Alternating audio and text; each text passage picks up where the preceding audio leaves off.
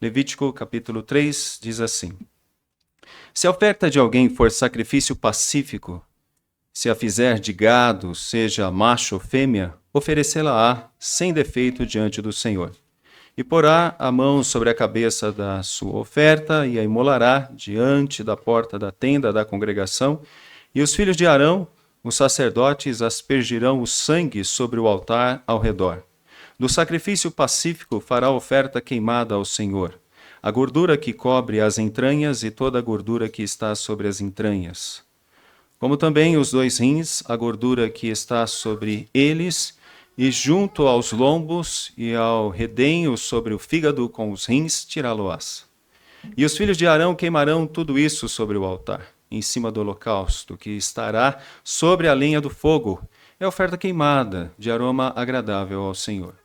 Se a sua oferta por sacrifício pacífico ao Senhor for de gado miúdo, seja macho ou fêmea, sem defeito a oferecerá. Se trouxer um cordeiro por sua oferta, oferecê-lo-á perante o Senhor. E porá a mão sobre a cabeça da sua oferta e a imolará diante da tenda da congregação, e os filhos de Arão aspergirão o sangue sobre o altar em redor. Então, do sacrifício pacífico trará ao Senhor por oferta queimada a sua gordura, a cauda toda, a qual tirará rente ao espinhaço e a gordura que cobre as entranhas, e toda a gordura que está sobre as entranhas. Como também os 2 rins, a gordura que está sobre eles e junto aos lombos, e o redenho sobre o fígado com os rins, tirá-lo-ás. E o sacerdote queimará tudo isso sobre o altar. É manjar da oferta queimada ao Senhor. Mas se a sua oferta for uma cabra, perante o Senhor a trará. E porá a mão sobre a sua cabeça, e a imolará diante da tenda da congregação, e os filhos de Arão aspergirão o sangue sobre o altar em redor. Depois trará dela a sua oferta, por oferta queimada ao Senhor, a gordura que cobre as entranhas e toda a gordura que está sobre as entranhas. Como também os 2 rins, a gordura que está sobre eles e junto aos lombos, e o redenho sobre o fígado com os rins, tirá-lo-ás. E o sacerdote queimará tudo isso sobre o altar. É manjar da oferta queimada de aroma agradável. Toda a gordura será do Senhor. Estatuto perpétuo será durante as vossas gerações, em todas as vossas moradas. Gordura nenhuma, nem sangue jamais comereis. Mais uma vez te agradecemos, ó Deus, porque tu tens nos dado a oportunidade de estar contigo, de poder te bendizer, poder estar diante da tua presença. Nós te louvamos por esta igreja, agradecemos, ó Deus, por tudo que tem acontecido, realizado, ó Pai, neste lugar, e pedimos, ó Senhor, que tu continues a derramar chuva de bênçãos, bênçãos da comunhão, bênçãos do progresso, ó Pai, da prosperidade, mas acima de tudo a bênção, ó Pai, de saber que nós temos uma paz verdadeira contigo, como já cantamos.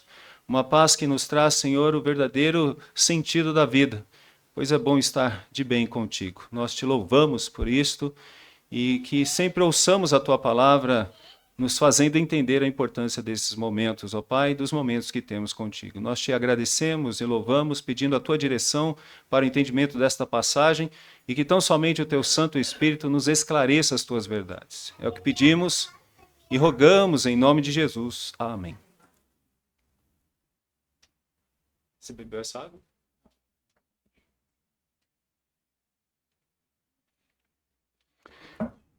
Meus irmãos, nós queremos dizer que nós vivemos numa época que tem acontecido algo de forma estranha e ruim. Nós falamos de uma época em que as pessoas estão vivendo isoladas. A tendência crescente é que isso aconteça cada vez mais. E as novas gerações têm vivido isso constantemente.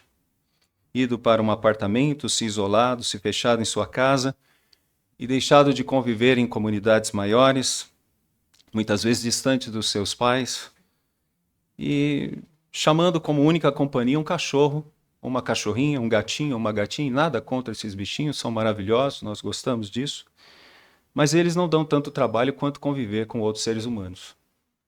Eles aceitam o que você fala, eles aceitam o que você dá, de preferência comida, e é diferente do que viver com seres humanos. Seres humanos é mais complicado, temos aí problemas de tantas ordens, e isso tem aumentado cada vez mais. Alguns dizem que isso é uma autonomia e uma liberdade pessoal que muitos estão procurando, porque assim você tem condições de viver melhor, sem ter que prestar contas a ninguém, sem ter que ficar falando da sua vida para os outros. Dizem que 72% dos indivíduos que vivem sozinhos acreditam que isso ajuda nas suas escolhas, ajudam na sua liberdade, ajudam na maneira de gastar o seu dinheiro, de tomar decisões. E a solidão para eles se torna uma espécie de priorizar e viver consigo mesmo, tendo um autoconhecimento e esse autoconhecimento sendo mais profundo. Mas, meus irmãos, nós precisamos pensar como a palavra de Deus vê estas coisas. E a Bíblia ensina que a solidão não é o plano de Deus para a humanidade. Deus nunca salvou um indivíduo sozinho. Ele sempre chama famílias. E ele sempre chama indivíduos para famílias. O que vocês viveram hoje aqui, logo pela manhã, com o almoço, é uma forma de mostrar o quanto é importante conviver como família, uma grande família. É muito ruim a tendência atual da solidão ou de se isolar.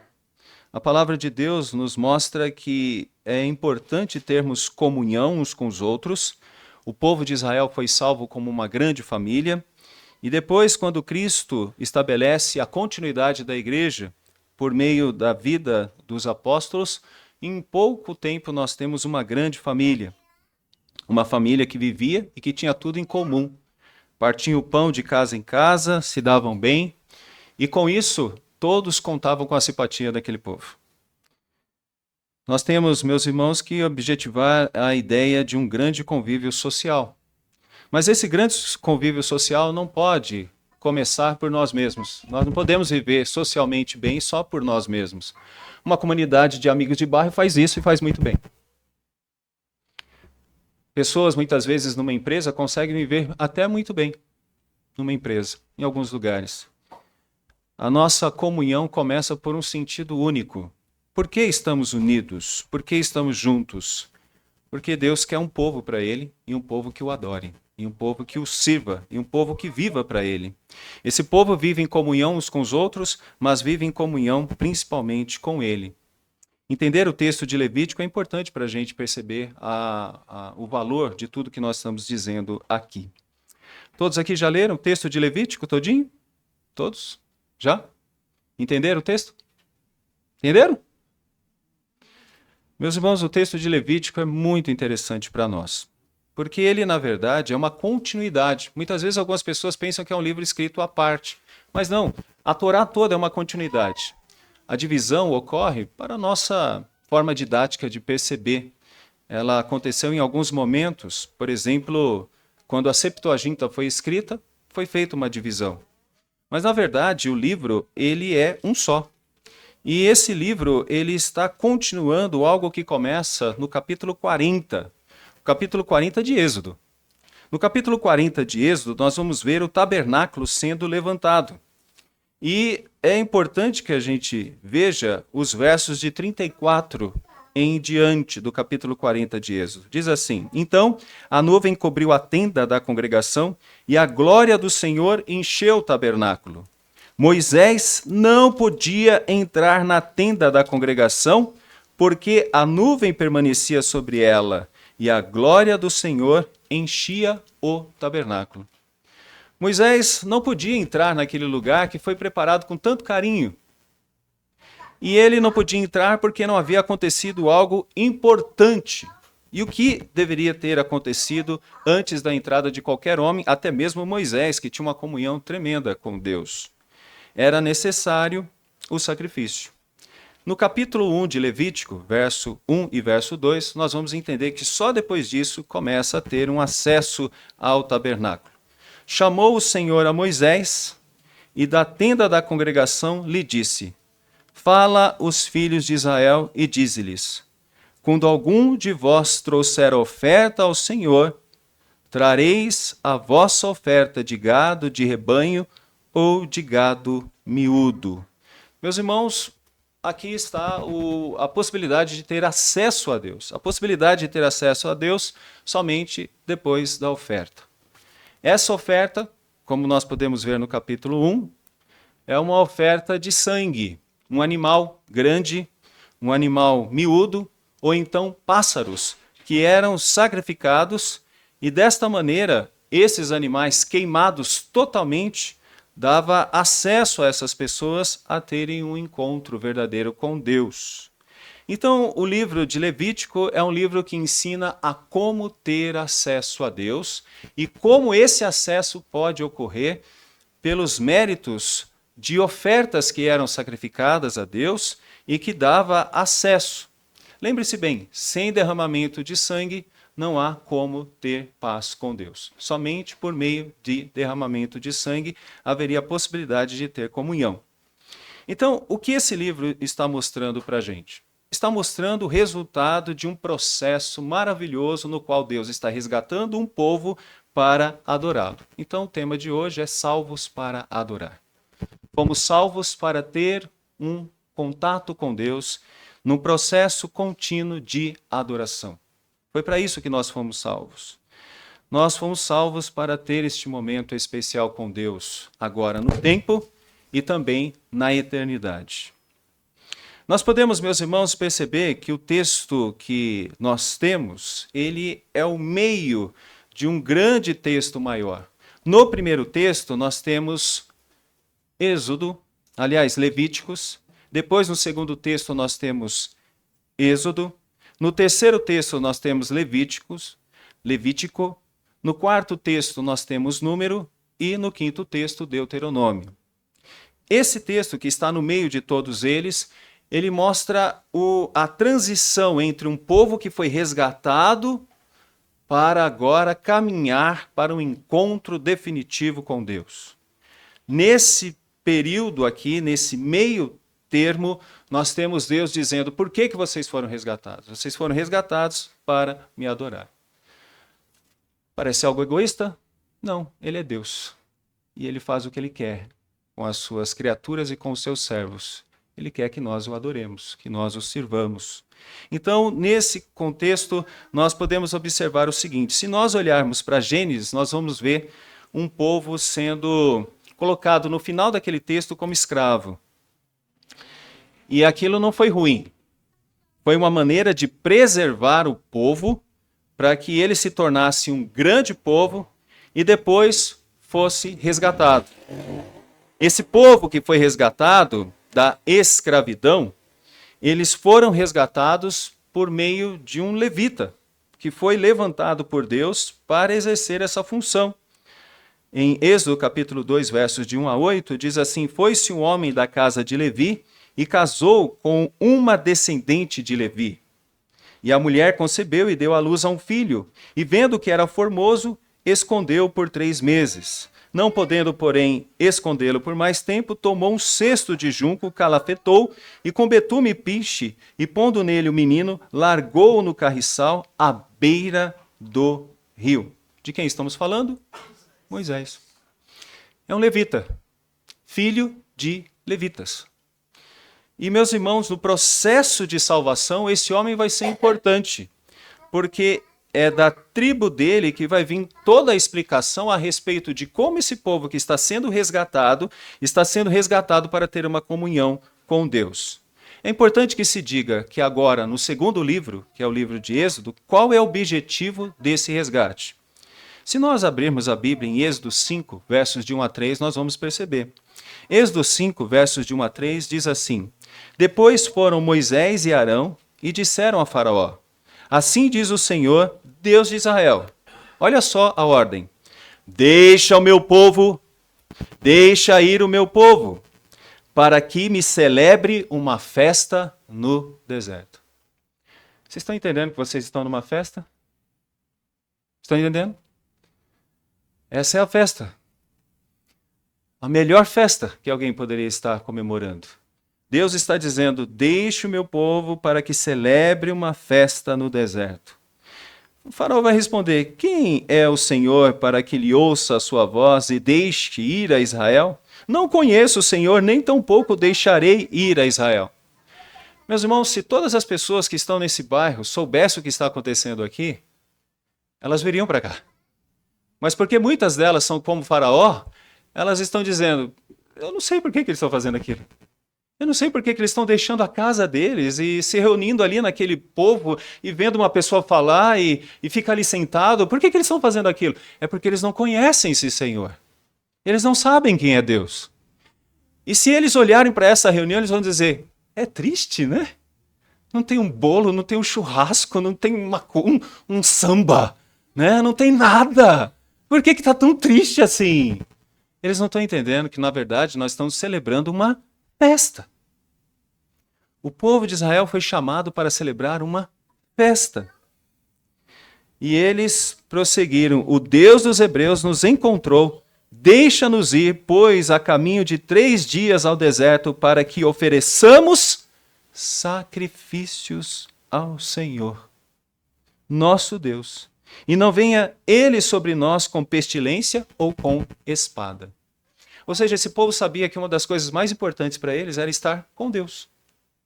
Era participar de um momento com Deus. E é interessante porque Deus não é uma pessoa na qual você possa vê-lo. Deus é espírito. Mas é isso que faz com que o nosso culto tenha sentido. É uma grande manifestação de fé.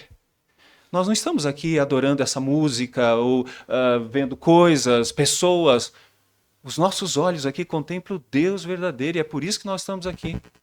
Nós não conseguimos ficar distante desse momento porque nós gostaríamos muito de estar próximos de Deus e de ouvi-lo e de sentir a presença dele.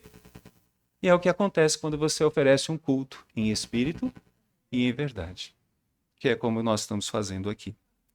Naquele momento, eles faziam aquilo se aproximando de Deus por meio dessa festa, e o texto de Êxodo mostra assim, ó, como eu quero essa festa. Todas as orientações, Deus vai dizer o que eu quero de vocês, eu quero santidade de vocês, que vocês não sejam como os outros povos, não façam como os outros povos fazem. Eu quero que vocês tenham uma comunhão comigo verdadeira. Então eu vou passar assim, uma série de instruções como que vocês farão isso. E o texto de Êxodo mostra uma série de instruções sobre a adoração. Não demora muito, eles erram. Eles começam a adorar um bezerro de ouro. Eles começam a ter um próprio sentimento de adoração. Naquele momento, Deus fulmina boa parte deles e diz, eu quero que seja desse jeito, dessa forma. Por isso que muitas vezes os nossos cultos não têm algumas coisas que alguns gostariam que tivesse.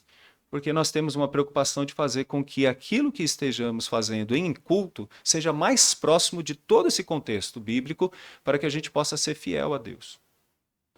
Então, meus irmãos, termina Êxodo, terminaram o tabernáculo, mas ninguém podia entrar no tabernáculo, porque era necessário primeiro que tivesse sangue.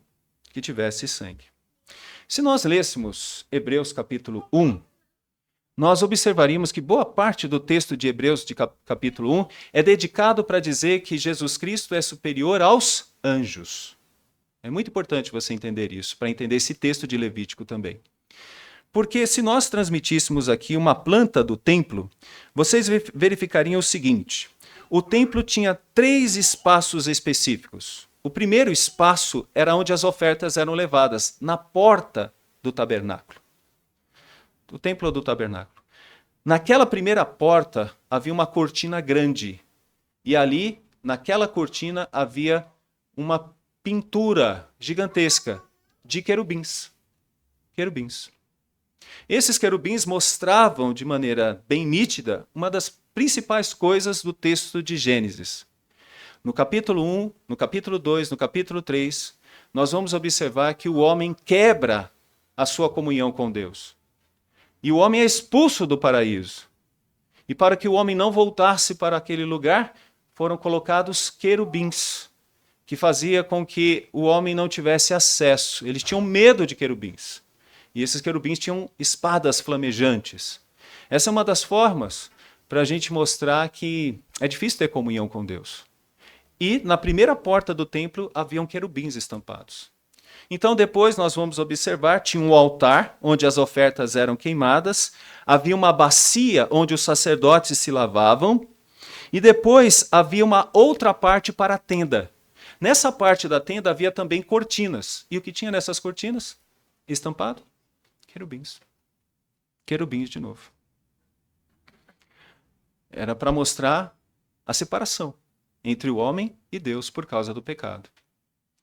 Mas quando o sumo sacerdote entrava uma vez por ano, e no texto de Levítico, no capítulo 16, que é o meio do livro de Levíticos, ali naquele meio, o sumo sacerdote entrava com sangue e ele não entrava com a roupa sacerdotal. Isso é muito bonito de se entender. Por que ele não entrava com a roupa sacerdotal? A roupa do sacerdote, do sumo sacerdote, tinha muito ouro. Ele entrava com uma roupa comum. Porque ali naquele lugar não tinha diferenciação nenhuma. Ele deveria entrar como ele é, pecador. Mas com aquele sangue, ele vai jogar o sangue sobre a Arca da Aliança. Essa cortina que separava a Arca da Aliança do santo lugar, ela tinha mais ou menos 10 centímetros da sua grossura. Agora vocês percebem isso? Quando Jesus Cristo morreu, essa cortina, ela rasga de cima para baixo. Porque ela é inteiriça. O sacerdote não conseguia entrar de outra forma senão por baixo, se esgueirando por baixo. Sabe por quê? É humilhação mesmo. Diante da presença de Deus, nós devemos ir para o pó e para a terra, porque nós somos sujos, pecadores e malditos. A não ser que, por um processo de comunhão e de santificação, a gente consiga ter acesso ao Santo dos Santos. Como que nós conseguimos ter acesso ao Santo dos Santos? O sacerdote levava sangue. Sangue. Entendeu porque nós cantamos? Se paz a mais doce me deres gozar, se dor a mais forte sofrer, ó seja o que for, tu me fazes saber, e feliz com Jesus sempre sou. Sabe por quê? É o sangue de Jesus que nos dá acesso a Deus. E por causa desse sangue, nós temos acesso à presença de Deus. Você está sentindo a presença de Deus nessa noite? Está? Eu espero que sim. E se você está, é porque isso é possível graças à obra de Jesus. O que é o texto de Levítico? O texto de Levítico é o texto que fala sobre o sangue de Jesus de ponta a ponta. O texto que fala sobre a importância de se aproximar de Deus, que é o que a gente faz especificamente no domingo, que é o dia especial. Antigamente era o sábado para os judeus, mas Cristo tem toda a autoridade para dizer agora é o domingo. E ele aparece sempre no domingo. A Santa Ceia no domingo. As ofertas eram recolhidas no domingo. E nesse dia havia culto e adoração em todos os lugares, como acontece hoje aqui, nesse dia. Então o texto de Levítico, que aparece tanta coisa triste, né? Hoje a Sociedade Protetora dos Animais, lendo o texto de Levíticos, ficaria horrorizada. Como assim? É sangue para lá e sangue para cá, e corta o bichinho ali, corta o bichinho lá, e coxa vai para um lado, e peito vai para outro, e sangue para lá, e sangue... A pessoa ia ficar apavorada com o texto de Levítico. Certa vez eu estava numa casa e falei sobre isso, a mulher falou assim, pastor, eu gostei de tudo que você falou, mas essa história do bichinho morrer aí com sangue, dá uma dó, não fala mais sobre isso não. Eu falei, minha irmã, tem que falar, porque isso representa o sangue daquele Cordeiro perfeito que é Jesus, que nos dá acesso ao próprio Deus. Todos esses sangues aqui é uma forma da gente falar sobre algo que é sombra, mas que representa a realidade do próprio Senhor Jesus Cristo. E essa é a beleza do texto de Levítico. Nós fomos salvos para adorar, nós fomos salvos para bendizer o nome do nosso Deus. Então esse é o significado. Aqui nós estamos vendo o acesso a Deus. No primeiro capítulo, eu preciso mostrar um pouquinho do primeiro capítulo. Eu sei que as pregações aqui são rapidinhas e vocês ficam felizes, mas eu preciso demorar um pouquinho. Como eu não venho tanto aqui, vocês ficam mais tranquilos. Então, deixa eu dizer. O texto de Levítico, capítulo 1, mostra uma oferta que era queimada por inteiro, a oferta do holocausto. No capítulo 2, mostra cereais que eram queimados, jogados, e uma parte era dada para os sacerdotes. No capítulo 3, fala sobre animais agora e não cereais, que eram também oferecidos a Deus, uma parte também era oferecida aos sacerdotes. O que significa? Eu vou falar rapidamente sobre esses 3 contextos, tá bom? No primeiro, é uma das principais ofertas que um judeu oferecia a Deus, é o holocausto. Nessa oferta, a pessoa realmente estava pedindo perdão dos seus pecados. Então era uma oferta que nada deveria ser entregue a ninguém e tudo deveria ser entregue a Deus. Como Jesus Cristo foi entregue totalmente a Deus. Essas ofertas são divididas em 3 tipos. Aqueles que eram mais ricos entregavam um gado grande, um boi, uma vaca, bicho pesado. Imagina essa pessoa levando um boi.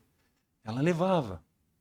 Na porta da tenda, ela colocava a mão sobre aquele animal, o sacerdote fazia uma oração dizendo para Deus perdoar os pecados daquela família ou daquele povo, daquele grupo, e com o cutelo ele cortava a jugular do bicho. E o sangue espargia, era um negócio gigantesco. Ele pegava uma... É isso mesmo, fica assim. Aí ele pegava uma bacia, e essa bacia com aquele sangue jogava na beirada do altar. E evaporava aquele sangue. Aquele cheiro que subia era agradável ao Senhor. Depois cortava o animal em pedaços e pedaços e jogava no altar. Ali ele era queimado, totalmente queimado. As pernas eram lavadas, as vísceras eram todas lavadas e jogadas para ser queimadas no altar. Tudo era entregue no altar. Pessoas que não eram tão ricas traziam ovelhas, bodes, era miúdo, gado miúdo. Mas e alguém que não tinha nem o gado maior, nem o gado miúdo? Trazia rolinhas ou pombinhas. Se você ler o capítulo 1, vocês vão concordar comigo que eu estou dizendo aqui é o capítulo 1. Eu estou tentando ir mais rápido. Este momento era o momento em que as pessoas faziam isso. Elas se colocavam diante de Deus e pediam perdão pelos seus pecados, e automaticamente esses animais eram queimados todos. Depois dessa oferta, e essa oferta que era oferecida todo dia, de manhã e à noite. Isso me dá margem para dizer que culto não pode ser só à noite ou só de manhã. Eu sei, algumas pessoas por enfermidades, por dificuldade, não vêm no culto da noite. Mas o que seria bom e natural que todos os crentes fizessem do domingo um dia maravilhoso de culto. A Mônica, nossa missionária, não sei se ela vai poder vir aqui, acho que vai poder vir aqui. A Mônica vai dizer que o culto lá em Moçambique começa às 9 e termina às 4 da tarde. Olha que coisa linda. Você não gostaria de um negócio desse? Não. Mas era assim, né? Mas domingo é um dia de descanso também, a gente tem que falar sobre descanso para comentar sobre domingo. Mas aqui a gente observa que depois desse sacrifício, havia o outro, que era de manjares, né? O de manjares eram cereais, eram bolos, geralmente os bolos que eram feitos com os cereais daquele lugar, né? Que eles guardavam. E aquilo era entregue para ser queimado, então imagina, o sacerdote pegava um pouco daquele trigo, daquele material, jogava no altar, aquilo se transformava também numa fumaça, era agradável ao Senhor. E é importante de se dizer uma coisa, tá? Na maioria das vezes, esses sacrifícios aparece uma expressão dizendo assim, tem que ser perfeito, tudo tinha que ser perfeito, o animal tinha que ser sem defeito. Dá para entender por quê, né? Porque Cristo é sem defeito. Então, sem nenhum defeito.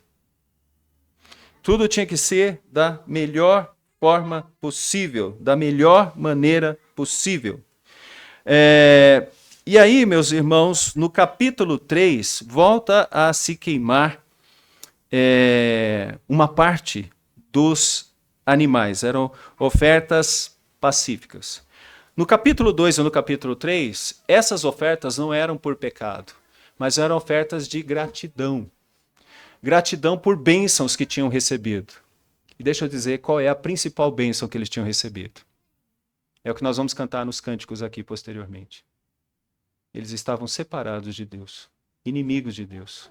E graças ao sacrifício do holocausto, agora eles podem ter paz com Deus. Então a grande alegria das ofertas depois do holocausto eram essas ofertas de manjares, que representavam uma oferta de gratidão, e de sacrifícios pacíficos, que demonstrava o sentimento que eles tinham para com Deus de estar em paz com Deus. Estar em paz com Deus. Não é ruim quando a gente está de mal de alguém? Não é? Quando a gente não se dá bem com alguém? Quando não é valorizado? Quando as pessoas não se dão bem? É horrível. Mas a pior forma de inimizade é com Deus.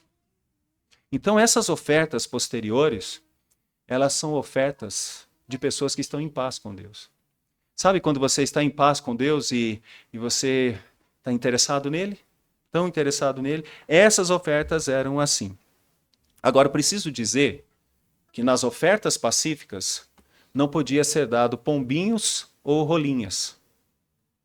Só animais de grande porte ou de porte médio, ou chamaríamos de porte pequeno. Se vocês perceberam no capítulo 3 que nós lemos, não se fala de pombinhos e nem de rolinhas. Vocês perceberam isso? Perceberam? Percebeu? Ah, tá bom.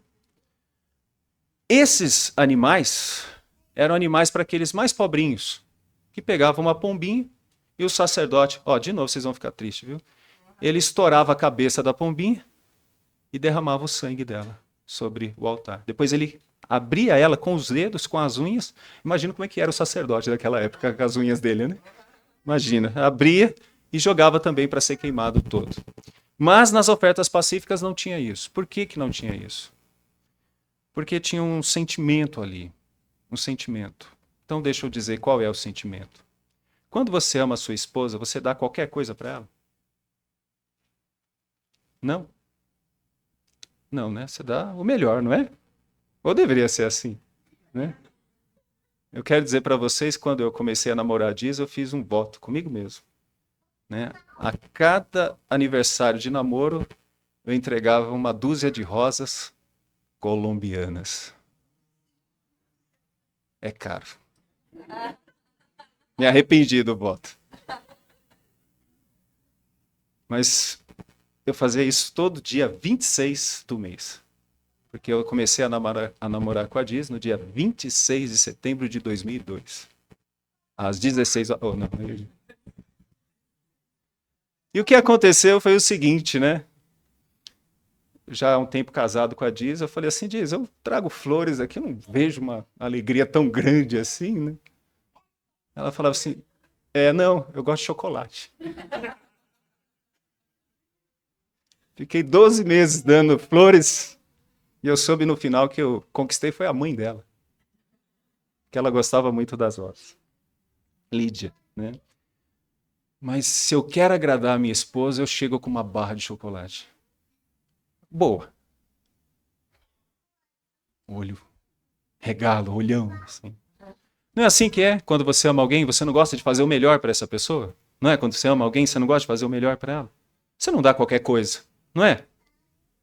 Você não chega lá e fala assim, vou dar um Dizioli para ela. Não, você chega e quer dar o melhor. Por que você quer dar o melhor? Porque você ama. Porque afinal de contas, você ama. E esse é o grande problema, meus irmãos, que muitas vezes acontece conosco quanto a culto. Nós não vamos com esse sentimento para o culto. De que eu estou indo encontrar alguém que eu amo, sabe? Encontrar alguém que eu amo, não é? Quando você começou a namorar, não era assim? Tava chovendo canivete, você fala que dia lindo. Deus deveria ser assim sempre. Você deveria ter esse sentimento de amor para com Ele sempre. Assim de, eu não posso ficar em casa, eu tenho que ir lá. Mas eu posso adorar aqui. Se você estiver enfermo, eu vou entender isso. Se você não tiver com condições de vir, eu vou entender. Mas se alguém apareceu na tua casa e diz assim, olha, eu estou aqui, tal, você fala assim, você é muito importante para mim. Mas Deus é muito mais do que você, porque eu amo mais a Deus do que você. Ou você vai comigo para adorar a Deus junto comigo. Ou você fica aqui e me espera que daqui a 1 hora eu volto. O Elmo prega rapidinho, eu volto rapidinho. Eu quero dizer para você que é isso que você deveria fazer. Eu não estou sendo radical não, gente. Não estou sendo radical não, por favor. Ah, mas eu encontro, é uma vizinha amiga, é uma amiga minha, é um amigo meu. Ele não é mais importante do que esse momento aqui. Você está aqui com Deus. Você não veio aqui ver um homem falar para você. A nossa esperança é que tudo que está acontecendo aqui, uma música, uma oração, tudo que está acontecendo aqui vai falar profundamente com você, porque é Deus que está fazendo isso. Não somos nós. Nós somos instrumentos, como os sacerdotes eram instrumentos. Todas aquelas pessoas eram instrumentos. A gente muitas vezes está pensando que a gente vai ver um homem falar.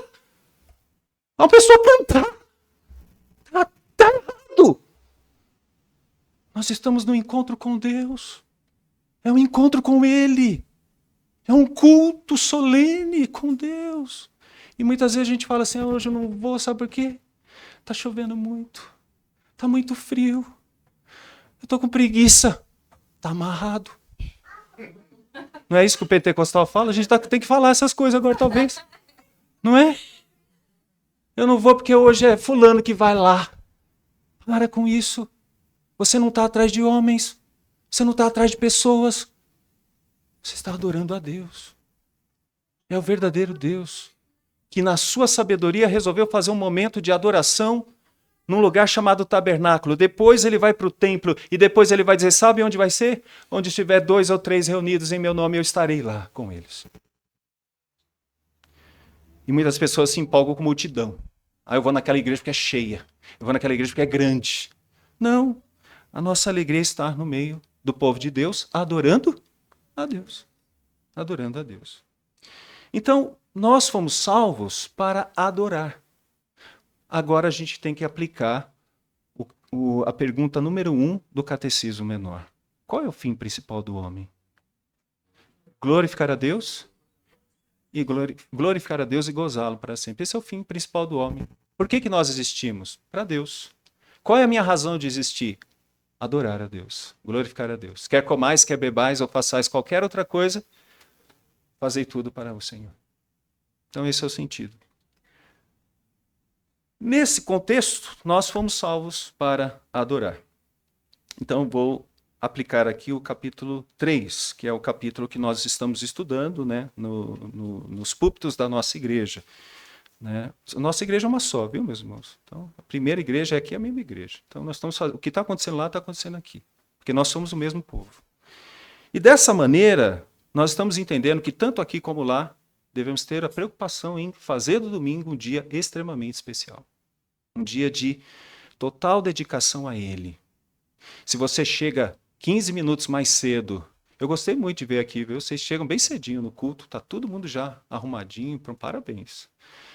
Mas é muito triste quando a gente vê pessoas que chegam 20 minutos depois do culto acabar e talvez não foi por um acidente, um problema no caminho. Eu vim agora no caminho, teve um acidente de moto, fechou o caminho. Se eu tivesse saído mais cedo de casa, eu teria chegado atrasado, porque teve um acidente de moto, fechou. Então isso diz pra gente, você tem que sair mais cedo ainda do que você está saindo. E por quê? Porque no serviço, muitas vezes a gente chega 20 minutos mais cedo. 15 minutos mais cedo, para não fazer feio para o chefe. Mas para Deus. Para Deus. Né? E eu falo que é fogo quando a pessoa chega e ainda fica assim, né? Sabe o que é isso? 2-0 pro Corinthians. Porque fica assistindo o jogo, fez só depois, né? Aí tá até errado. Ainda mais pelo... Não, vamos parar. Vamos parar. Não é isso que viemos fazer aqui. Bom, eu queria que vocês entendessem, então, o texto de Levítico, capítulo 3, para a gente sair daqui compreendendo o capítulo. Tá bom? Se vocês entenderem o culto, né, nós somos salvos para adorar. E se vocês entenderem o capítulo 2 e o capítulo 3 depois do capítulo 1, porque o capítulo 1 é o holocausto, o capítulo 2 e o capítulo 3 demonstram o interesse que nós temos em Deus, porque Ele nos conquistou. Ele mesmo proporcionou uma forma de voltar à amizade com Ele. Né? Agora nós somos amigos de Deus. O cântico que nós vamos cantar diz assim, teu amigo me tornei. Né? Tem uma coisa assim, teu amigo me tornei. Isso aconteceu porque Deus que fez isso, não porque nós conseguimos isso. É Deus quem criou esse processo de transformar inimizade em amizade. Então, o meu prazer agora é de ir até Deus para agradecer por tudo que ele tem feito. Esse é o meu prazer. Porque agora eu sei que por causa de Cristo eu tenho acesso a ele, então eu tenho um prazer muito grande de estar com ele e de estar junto a ele. Então, as ofertas de manjares, as ofertas pacíficas, são ofertas de gratidão, de pessoas que estão felizes por tudo que Deus tem feito e por tantas outras bênçãos que Deus derrama. Então, meus irmãos, isso não é uma invenção humana, a ideia de culto, a ideia de estar junto com Deus. É o próprio Deus que estabeleceu isso aqui. Se você pegar do texto de Gênesis até Deuteronômio, você vai ver que o propósito central é salvar um povo para adorá-lo, mas é um povo que faz isso com gratidão no coração, porque reconhece as bênçãos de Deus. Então isso é um ato prazeroso, voluntário, e é um ato de reconhecimento da obra de Deus, e por isso a Santa Comunhão tem esse prazer. E nesse texto fica registrado algumas coisas que demonstram esse tipo de prazer. E eu queria trazer pelo menos duas coisas para encerrarmos aqui essa minha parte da meditação, tá bom? Então, eu queria que a gente compreendesse esse sentimento de prazer e de satisfação, né? Vá para o Salmo 118, versos de 1 a 4. Salmo 118, versos de 1 a 4. Vamos ler juntos? Para vocês não ouvirem somente a minha voz, a gente ouve a voz de vocês também. 118, de 1 a 4. Leiamos. Rendei graças ao Senhor, porque Ele é bom, porque a sua misericórdia dura para sempre. Diga, pois, Israel, sim, a sua misericórdia dura para sempre. Diga, pois, a casa de Arão, sim, a sua misericórdia dura para sempre. Digam, pois, aos que temem ao Senhor, a sua misericórdia dura para sempre. E agora vá para o verso 29 desse capítulo. Mais uma vez, agora todos juntos. Rendei graças ao Senhor, porque Ele é bom, porque a sua misericórdia dura para sempre. Esse é o sentimento de quem está no culto. Ele está feliz, ele está alegre, porque Deus tem derramado a sua misericórdia. É o capítulo 1 todo que fala sobre essa misericórdia. Então nós vamos para Deus com esse sentimento de gratidão por todas as bênçãos que recebemos do nosso Deus. Bênçãos que são indizíveis. Se vocês lerem os salmos, vocês vão perceber que os salmos de grande alegria, salmos de louvor, são salmos de gratidão por tudo que Deus tem feito, por tudo que Deus tem realizado. Então, o que se faz quando se reconhece que esse Deus é misericordioso e Ele tem sido bondoso para conosco? A gente vai para com Ele para lhe oferecer culto, adoração. Então, a pergunta do capítulo 3 é: o que eu dou ao Senhor? O que eu dou ao Senhor? Bom, eu dou algo que mostra o valor que Ele tem. Ou seja, a primeira lição, eu dou algo que custa muito caro. Muito caro. Eu não dou rolinhas. Eu não dou aves, eu não dou pombinhos. O verso 14 do capítulo 1 mostra isso. Eu não dou isso. Se você ler o capítulo 3 de novo comigo, você vai ver que eram ofertas grandes e eram ofertas de porte médio, mas não animais. E por quê? Porque essas ofertas elas não eram obrigatórias, como o holocausto era obrigatório. As ofertas pacíficas eram voluntárias. Sabe o que significa isso? A pessoa deveria fazer de maneira voluntária. Você já percebeu essa palavra voluntário? Geralmente quando a gente fala de alguém voluntário, a gente fala de alguém que faz algo sem ganhar, não é? Mas nesse caso aqui é porque essa pessoa já ganhou. E ela está tão feliz com o que ela ganhou, que ela sente a alegria de tentar dar alguma coisa como se estivesse retornando aquilo que ela já ganhou. Nós não conseguimos fazer isso, eu sei, porque Deus é o grande Deus, Ele tem todas as coisas. Mas quando você quer demonstrar amor a alguém, geralmente você demonstra com algo que é caro. E é por isso que as ofertas são todas elas mais caras. Reflita comigo mais uma vez no capítulo 3. Se a oferta de alguém for sacrifício pacífico, se a fizer de gado, seja macho ou fêmea, oferecê-la-á sem defeito diante do Senhor. De novo, sem defeito. E porá a mão sobre a cabeça da sua oferta e a imolará diante da porta da tenda da congregação. Só que dessa vez, não pedindo perdão pelos pecados. Mas essa oferta, a oração era: eu te agradeço, Senhor, pela comunhão que eu tenho contigo e por tudo que tens feito para comigo. Essa era a oferta. E a oração era diferente. Eu te agradeço, Senhor, porque agora eu sou teu amigo e eu posso ter comunhão contigo, eu posso me achegar próximo de ti. Então, essa oferta era muito cara, porque era a oferta de um animal maior, era uma oferta de um animal pesado. Verso 6. Se a sua oferta por sacrifício ao Senhor for de gado miúdo, seja macho ou fêmea, sem defeito oferecerá. Se trouxer um cordeiro por sua oferta, oferecerá perante o Senhor e porá a mão sobre a cabeça da sua oferta. E ele vai repetindo isso.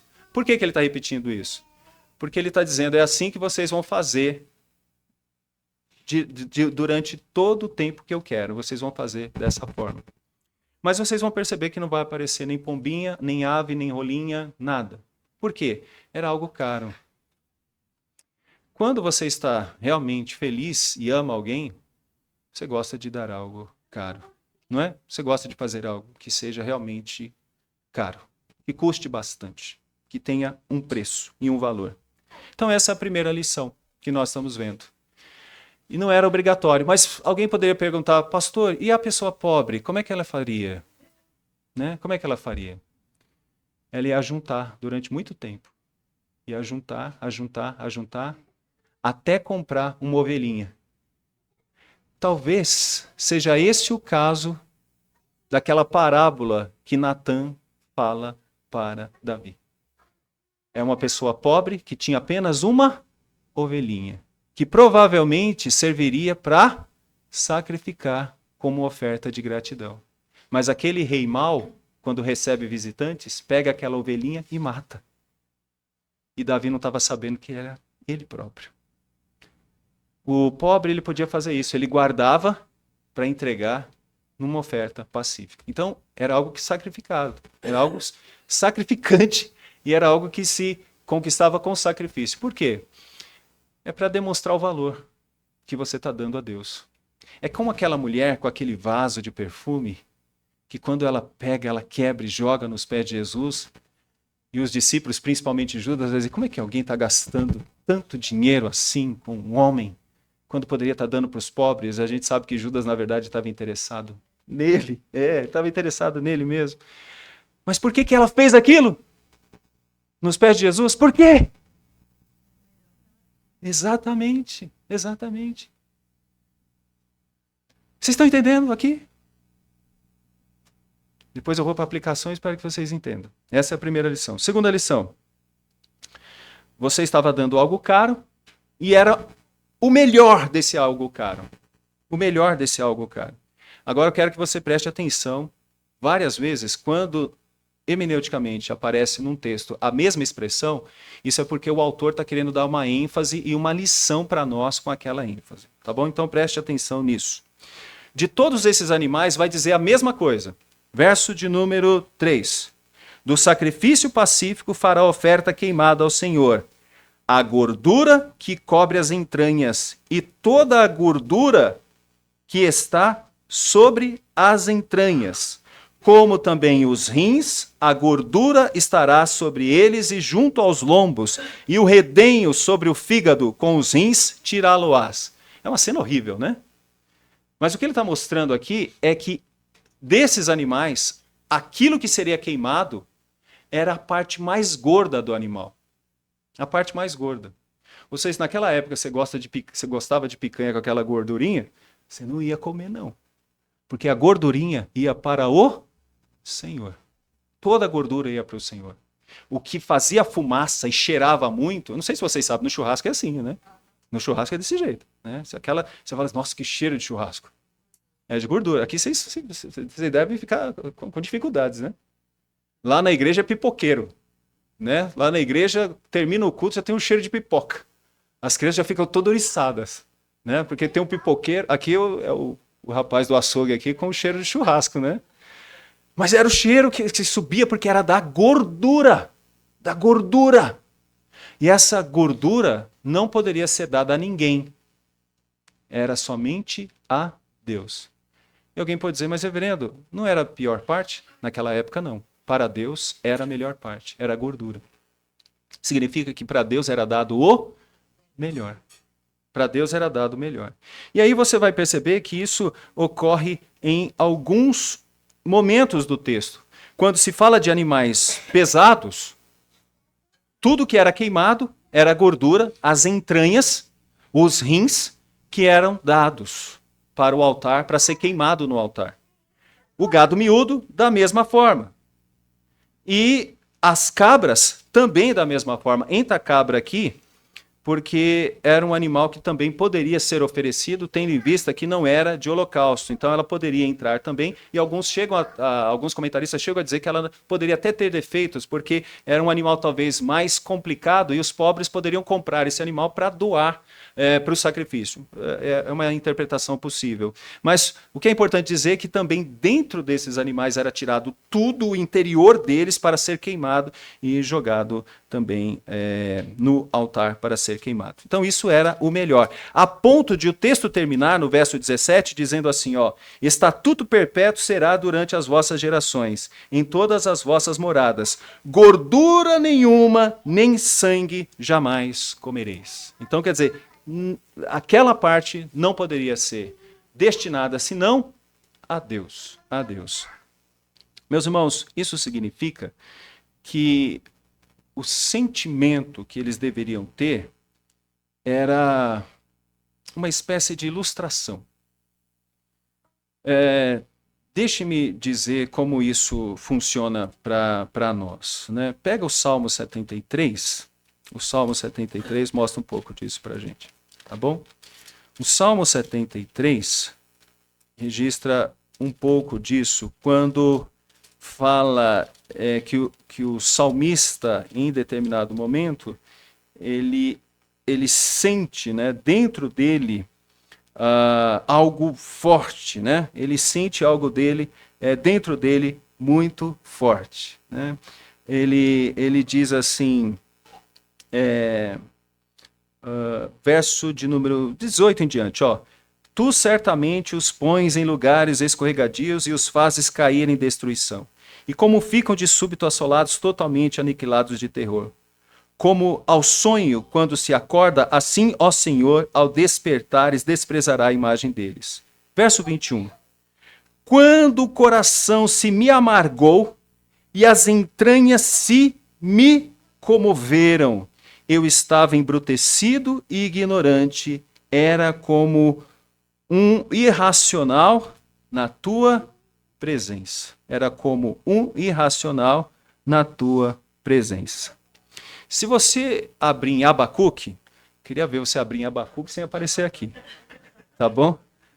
Quando você vai para Abacuque, capítulo 3, verso 16, diz assim, ouvi-o, ele está dizendo, eu ouvi Deus, e o meu íntimo se comoveu, a sua voz tremeram os meus lábios, ou seja, ao ouvir a sua voz, tremeram os meus lábios, entrou a podridão dos meus ossos e os joelhos me vacilaram, pois em silêncio devo esperar o dia da angústia que virá sobre o povo que nos acomete. É importante que você entenda isso, para entender o que nós estamos vendo do texto do capítulo 3 de Levítico. Se você quisesse dizer algo assim, por exemplo, para um judeu, dizer assim, olha, eu estou tão comovido do fundo do meu coração. Ele não diria assim. Sabe como um judeu diria? Eu estou comovido do fundo das minhas entranhas. Sabe o que ele está dizendo? Que tudo que está acontecendo com ele é extremamente sincero e é a coisa mais séria que ele está dizendo, porque está no íntimo dele. No íntimo dele. Quando alguém oferecia essa oferta pacífica e Deus queria somente as entranhas, é como se ele dissesse, você está fazendo isso do fundo do seu coração? Você está fazendo isso do fundo do seu coração? É isso que Deus está dizendo. Ou seja, Deus não está interessado meramente no seu exterior. Eu posso dar um exemplo para vocês. Então disse Saul a Samuel: pelo contrário, dei ouvidos à voz do Senhor e segui pelo caminho pelo qual o Senhor me enviou e trouxe Agag, o rei de Ameleque, e os amalequitas, e destruí totalmente. Mas o povo tomou do despojo das ovelhas e bois o melhor do designado à destruição para oferecer ao Senhor teu Deus em Gilgal. Porém, Samuel disse: tem porventura o Senhor tanto prazer em holocaustos e sacrifícios, quanto em que se obedeça a sua palavra? Eis que o obedecer é melhor do que sacrificar, e o atender é melhor do que a gordura de carneiros. Porque a rebelião é como o pecado de feitiçaria, a obstinação é como idolatria, o culto a ídolos do lar. Visto que rejeitastes a palavra do Senhor, ele também te rejeitou a ti, para que não sejais rei. Sabe o que ele está dizendo? Deus está dizendo que eu não estou preocupado com esses bichos aí. Isso aqui é uma proforma para ilustrar para vocês o que vai acontecer. É isso que eu estou preocupado. Mas mais do que isso, sabe o que eu quero? Sabe o que eu quero?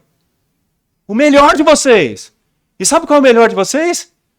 É aquilo que vocês fazem porque é do fundo do seu coração. Não é isso? Vamos pegar aqui uma prova. Eu acho que eu não dou tantas aulas aqui para vocês, então vocês não vão cansar do meu exemplo.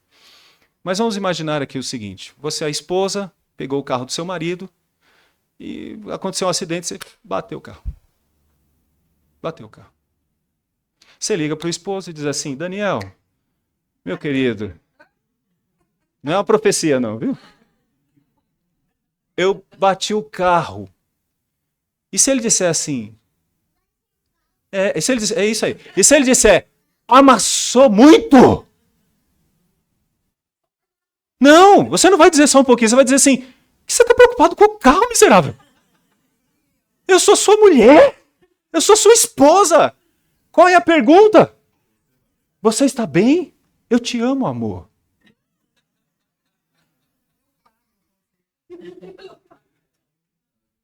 Sabe o que eu quero dizer com isso? Onde está o teu tesouro, aí estará também o teu coração.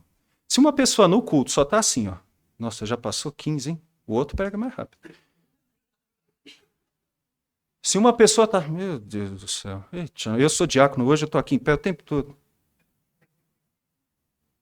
Meus irmãos, para Deus, o sentimento não é de pressa, o sentimento não é de angústia, não é de raiva. Não é. O sentimento para Deus é: eu estou diante daquele que eu mais amo. Então eu tenho que dar o melhor. Se eu pudesse, eu dava 4 horas para Deus. Se eu pudesse, eu dava o dia para Deus. Agora, isso só tem que ser sincero, porque se você falar só para o pastor ouvir, Deus sabe. Porque Saul tentou esconder de Deus. Ele falou assim: não, isso aqui é para Deus. Mas você acha que você vai me conquistar com obras? Eu não preciso das suas obras. Que é o que algumas pessoas acham, que vão conquistar a salvação por obras. Ninguém conquista por obras. Um crente, ele oferece culto a Deus porque ele foi conquistado pela principal obra, a misericórdia do Senhor, que dura para sempre. Amém. São essas 2 lições. Aprenderam? Então esse é o texto. Vamos para a aplicação e eu vou terminar, tá bom?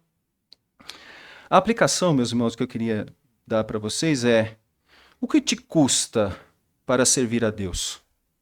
O que te custou vir aqui hoje? O que te custou? Gasolina? Gasolina? O que te custou vir aqui hoje? Dinheiro? O que te custou aqui hoje? Luta física? Eu sei que alguns estão com dificuldades, dores, né? Está aqui nesses bancos, mas está aguentando aqui a dor na coluna. A dor. Te custou isso? O que está custando para você hoje estar aqui? Distanciamento de alguns parentes que hoje poderiam estar comendo um churrasco com você e participando de um momento feliz nesse domingo? Foi isso que te custou? Isso não é nada comparado com o que Deus fez para que você tivesse essa comunhão com Ele. Sabe o que Ele fez? Ele deu o Filho dele para que você estivesse em comunhão com Ele. para que você estivesse em amizade com ele, para que você estivesse numa festa com ele, que é essa festa aqui. Foi isso que custou. O que você pode oferecer a Deus não é nada. Eu estou dando dízimo. Né? Tem pessoas que dão dízimo assim, ai meu Deus do céu, eu vou dar dízimo. Ai, vai cair lá, será que eu posso? Não. Isso aqui não é nada. Isso aqui não é nada. Quem dera eu pudesse dar mais. Como eles estão fazendo, eles davam mais. Mais. Não é só rolinha. Não é tostão, eu vou dar mais. O que está te custando estar aqui hoje? Você não está vendo a hora de ir para casa, porque tem um monte de coisa lá para fazer? Tem coisa ainda para arrumar? Lição? Tá na época de prova? É horrível, terrível. Né? Puxa, você poderia estar fazendo aquela equação, aprendendo um pouco mais, estudando biologia. Não. Se você está achando que isso é muito, eu diria que você está muito errado, porque por mais que você pudesse ter abandonado dinheiro, fama, sucesso para estar aqui hoje, você teria feito sempre a escolha certa, porque para estar aqui foi necessário um preço muito alto e essa mesa representa um preço muito alto. O corpo moído de Jesus e o sangue derramado para nós termos comunhão com Ele. Sabe por quê? É bom a gente viver em comunhão com todos, mas a melhor comunhão é com Deus. Segunda coisa, como está o seu coração neste momento? É importante que eu diga. E é importante que eu diga para todos vocês. Vocês estão tocando por quê? Para que vocês estão tocando? E eu poderia dizer isso para quem está pregando. Eu poderia dizer isso para quem está dirigindo essa congregação. Você está fazendo isso para quê? Para ser reconhecido? Ó, o meu ministério cresceu. Por quê? Eu sou bom. Eu sou ótimo. Onde está o teu coração? Quando eu estou no louvor, a coisa vai. Se eu não vou, onde está o teu coração? O que te motiva a estar aqui hoje? Eu espero que você diga, Deus, é a minha paixão, é o meu amor, é o sentido de eu estar nessa reunião hoje aqui, é Deus. Tudo é para Ele. Sabe por quê? Onde está o teu tesouro, aí estará também o teu coração. E muitas vezes o nosso tesouro somos nós mesmos. Calvino fala que o coração é uma fábrica de ídolos. E sabe qual é o formato desse ídolo? Nós mesmos. Nós nos achamos, nós pensamos sobre nós e queremos que nós sejamos nós mesmos. E que tudo se volte para nós mesmos. Esquece isso, gente. Se você não fizer para Deus, nem faça. E se não for de todo o coração para Deus, os ídolos vão tomar conta de você e aquilo vai ser como Deus disse para Saul: eu não quero isso das suas mãos. Eu não quero isso de você. Ah, mas é um gado maravilhoso. Não é isso. O coração de vocês não está em mim. Eu não quero isso. A palavra de Deus diz que o homem bom do bom tesouro do coração tira o bem, e o mal do mau tesouro tira o mal, porque a boca fala do que está cheio o coração. Porque onde está o teu tesouro, aí estará o teu coração. Sobre tudo o que se deve guardar, guarda o coração. Então deixa eu dizer uma coisa para você. Antes de vir para o culto, procura arrancar tudo que é de ruim, sabe? Tudo que é de ruim. E procura colocar tudo diante da presença de Deus. Senhor, eu quero estar diante da tua presença para te adorar e ter uma comunhão somente contigo, porque tu és a razão deste encontro, tu és a razão de estar contigo. Esse era o verdadeiro sentimento, tá bom? Então, é esse o ponto. Dessa maneira, meus irmãos, isso nos faz ter alegrias. Porque agora as nossas ofertas perante Deus não são ofertas na qual o que tira de nós a alegria é a inimizade. Porque agora nós temos uma oferta que coloca em nós um motivo maior, motivo de gratidão. Esse é o motivo de nós estarmos aqui. A alegria por estarmos em paz com Deus e por perceber as grandes bênçãos. Grandes bênçãos. A bênção de ter uma família, a bênção de ter nossas esposas, esposos, filhos. Olha que grande bênção, a mãe com uma criança ali, com a criança e levando a criança para os caminhos do Senhor. Que grande bênção. São várias bênçãos, mas a maior de todas as bênçãos é de termos Jesus. Então hoje o nosso culto é o culto que está no texto de Romanos, capítulo 12. Eu gostaria de terminar com esse texto e que você lesse comigo o texto que diz no verso de número 1. Rogo-vos, pois, vamos ser juntos? Rogo-vos, pois, irmãos, pelas misericórdias de Deus, que apresenteis o vosso corpo por sacrifício santo e agradável a Deus, que é o vosso culto racional. Hoje nós trazemos o próprio corpo para bendizer e louvar ao Senhor, como nós vamos fazer com esses 2 cânticos que as irmãs vão nos ajudar a cantar agora. Louvemos ao Senhor.